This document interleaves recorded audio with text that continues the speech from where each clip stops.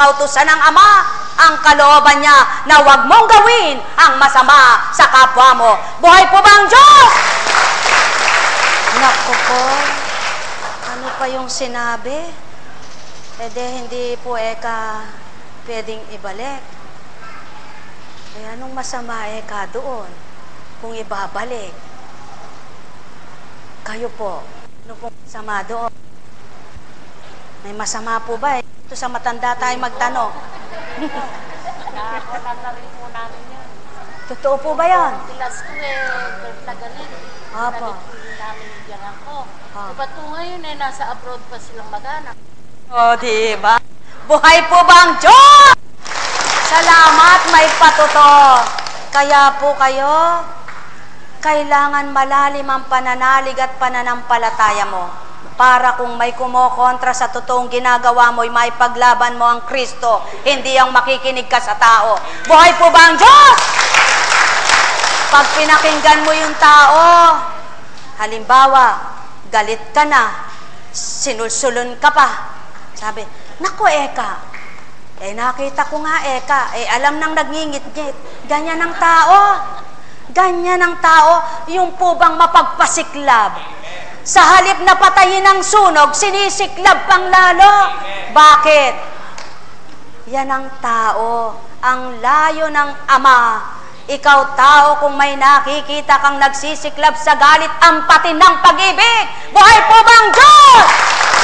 Nako, mga minamahal ko, at yan ang kagustuhan ng Ama. Bakit hinahanapan kung sinong nagpagaling sa pinagaling ng Kristo? Upang may maibintang sa Kristo na araw ng pahingay nagpapagaling. Samantalang, sabi nga, hindi ka ba nagluluto? Hindi ka ba naglalaba sa araw ng pahinga? Mga mahal ko, walang masamang ginawa ang Ama. Pinatay na ng Kristo ang lahat ng di tamang salita ng una. Kaya't may Kristo upang ituwid ang totoo, itama ang mali, at maging marapat ang katotohanan. Buhay po ba ang Diyos? Ano pa? Naku Eka, wag mo Ekang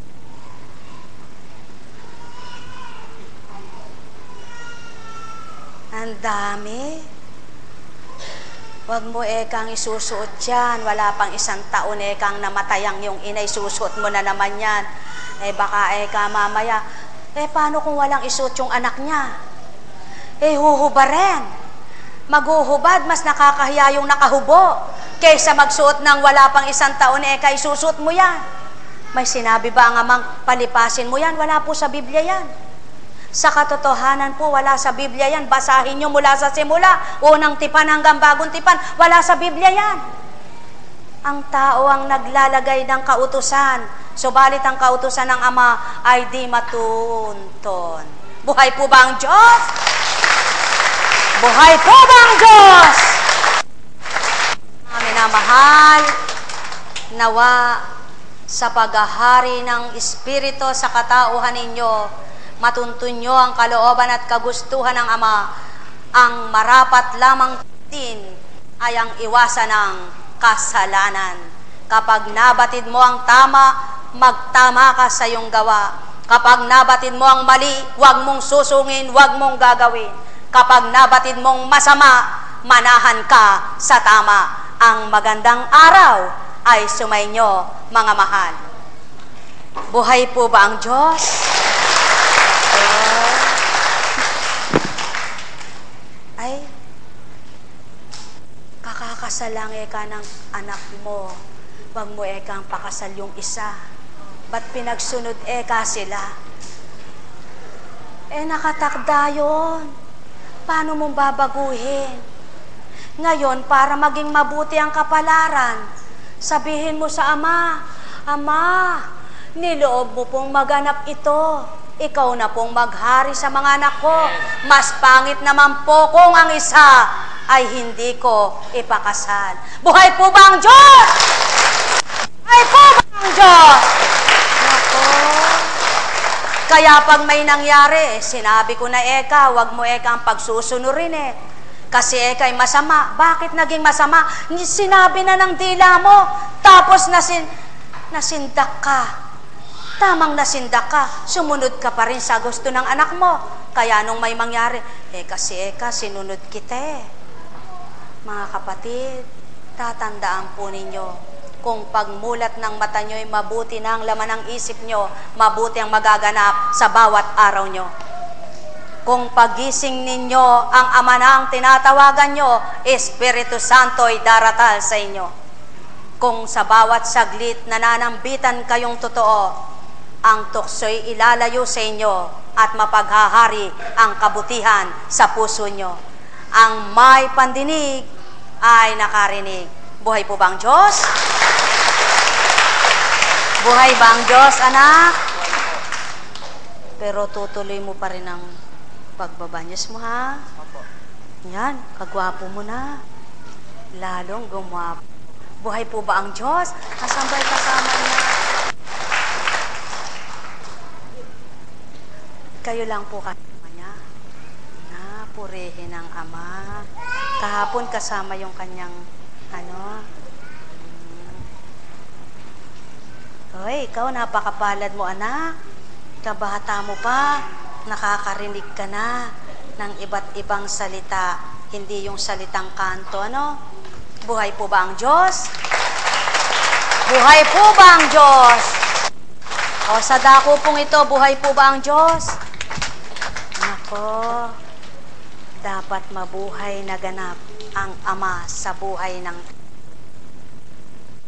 saan sasabihin, naku, napakagaling mo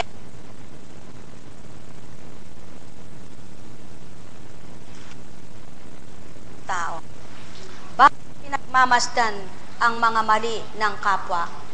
Katotohanan pong tuturan, kung ang Kristo hindi niya naitama ang kanyang mga kapatid ng buhay siya sa lupa. Pawang katotohanan, kung ang tao'y pagmamasdan ng lahat ng kamalian sa kapwa, walang matutuwid at walang mababago. Kundi tao, kung nakakilala ka sa salita, ikaw mismo, ang damhin mo ay ang mabuti. At huwag mo nang pagmamasdan ng kapwa mo, huwag kang mangangatwiran, sapagkat habang nagmamasid ka't nangangatwiran ka, may tutularan ka na bakit siya di nagbago.